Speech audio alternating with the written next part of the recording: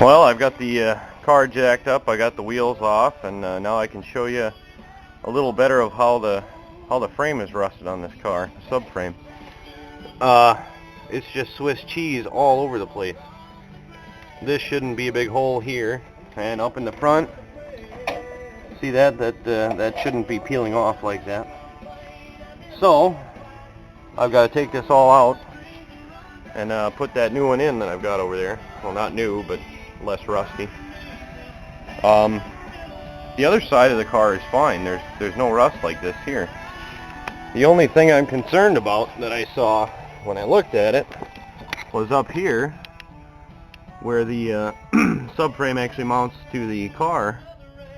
Seems a little bit rusty and weak, at least on this side of it, so that's going to be a concern. But as you can see, there's just holes everywhere, so that'll be a little bit of a concern. But I think if I got that other side's fine and the front's okay, I think I should be alright. And another thing I noticed when I took the tires off is this tire here from the side that's bad, it's just worn to nothing all around the outside, and I'm starting to see cords here. So this tire's toast, so I'm going to have to find another tire too. Hopefully I got one laying around that's in good shape, but if I don't, I'll have to find a used one somewhere.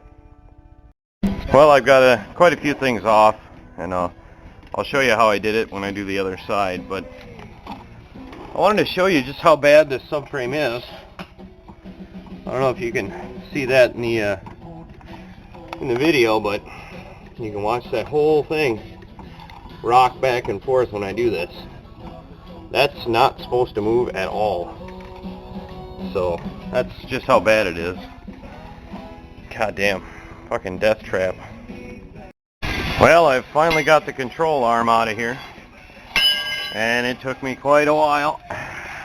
But as you can see, this whole deal where the arm bolts in is just gone. And now that I got it out, I can see that little fucking nut cup looking thing is just going to be in my way.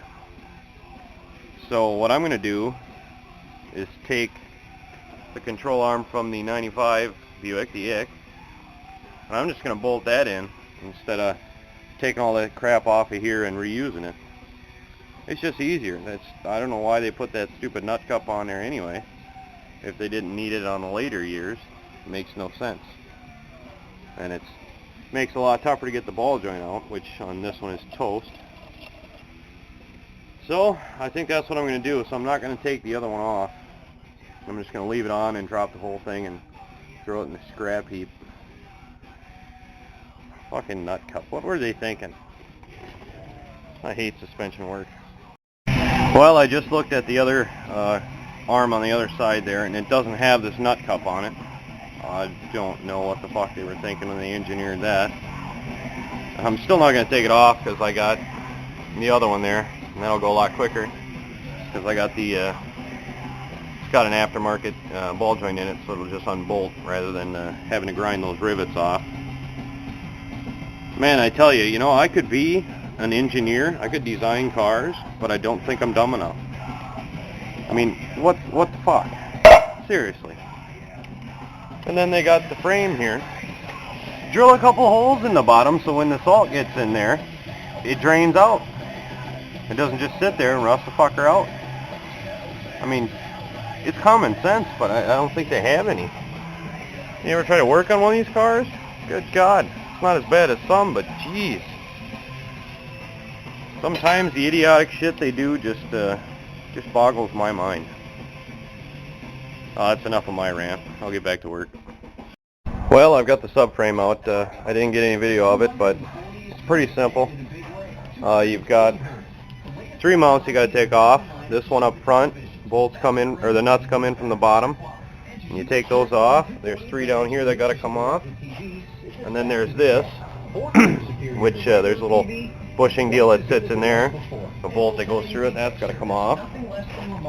Then you've got 4 bolts that hold in the steering on top, which are easier to get to from the top of the engine with a long extension. And you've got one that comes in from the side right there, which would be the back.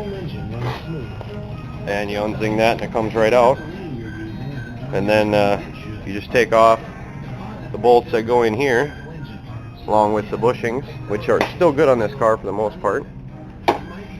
And it'll fall right out. And you take the sway bar off, and there you go.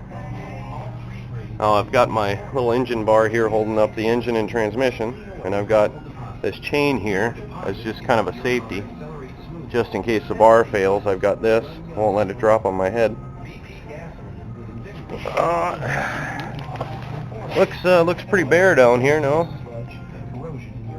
I actually on the back there where it's real rusty. I'm not going to be able to resave that because it's broke where it actually bolts to the car, but I got 5 others, so hopefully it'll hold. Well, 2.5 cars worth of subframe bushings, and I think I found 5 that'll work. It takes 6, but of course that one's toast. I won't be able to get another one in there anyway. So I'm going to go ahead and dip those in oil, not the rubber part, but the metal parts, and let them dry out for a while. And in the meantime, I'll be putting these bushings in, one here and one over there. I'll show you how I do that. Then I got to do the control arm bushings and the ball joints, and then it should be all ready to go back together once I get that stuff in. Well, I got all the metal parts of the bushings and the bolts dipped in oil, and they're hanging there drying. Comes in handy, saving all your used motor oil.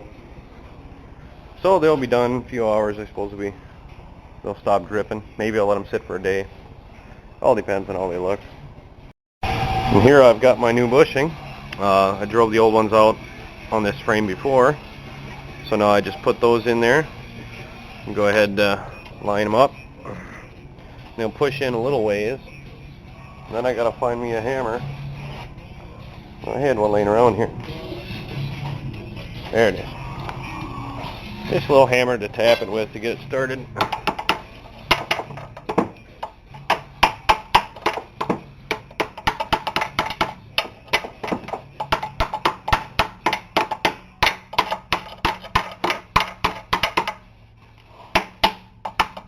I gotta make sure it lines up with that bottom part. There we go. Well, now it won't tap down anymore, so I gotta rig up my special tool to put them in. I'll set it up and then show you how it works. Well, here it is. It's 2 3/4 drive sockets. I got a 50 millimeter and a 46, but size doesn't really matter. I just matched them up so that when I tighten this shaft here, threaded rod, it'll pull these together and push this down, and then allow the bottom part of this to slide through into here, so it won't stop it. It's a lot cheaper than buying an actual, piece that they especially make to put these in. So I'll go ahead and tighten that down, and I'll show you what it looks like when I'm done. Now obviously this setup isn't perfect, but it does work. You can watch that there go in as I tighten it.